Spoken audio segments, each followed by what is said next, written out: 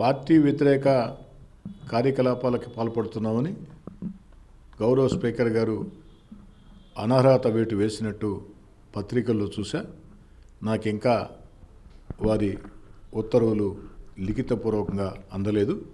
అయినా అన్ని పత్రికల్లో ఛానల్స్లో వచ్చింది కాబట్టి దాని మీద స్పందించమని మీరు అడిగారు. దాని మీద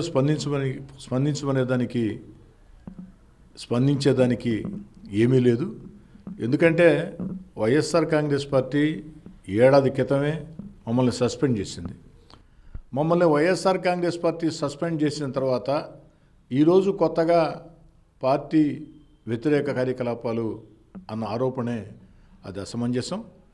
నిజంగా ప్రభుత్వానికి చిత్తశుద్ధి ఉంటే ఏనాడైతే నలుగురు తెలుగుదేశం పార్టీ ఎమ్మెల్యేలు వైఎస్ఆర్ కాంగ్రెస్ పార్టీ కండువా కప్పుకున్నారో ఆ రోజు ఈ చర్య ఉంటే ప్రజలు హర్షించుండేవాళ్ళు.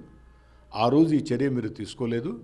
ఎందుకంటే నిండు శాసనసభలో ఆనాడు వైఎస్ జగన్మోహన్ రెడ్డి గారు ఒక మాట చెప్పారు.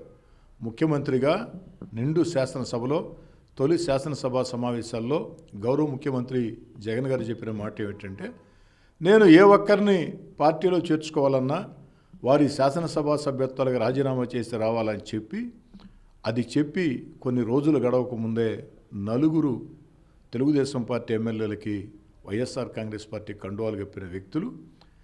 ఆ తర్వాత నియోజకవర్గ సమస్యల పరిష్కారం కోసం, అభివృద్ధి కార్యక్రమాల సాధన కోసం ప్రజా వ్యతిరేక నిర్ణయాల్ని ప్రశ్నించాల్సిన వేదికల్లో శాసనసభ్యుడిగా మేము ప్రశ్నిస్తే దాన్ని అంటరానితనంగా చూసి మమ్మల్ని సస్పెండ్ చేశారు.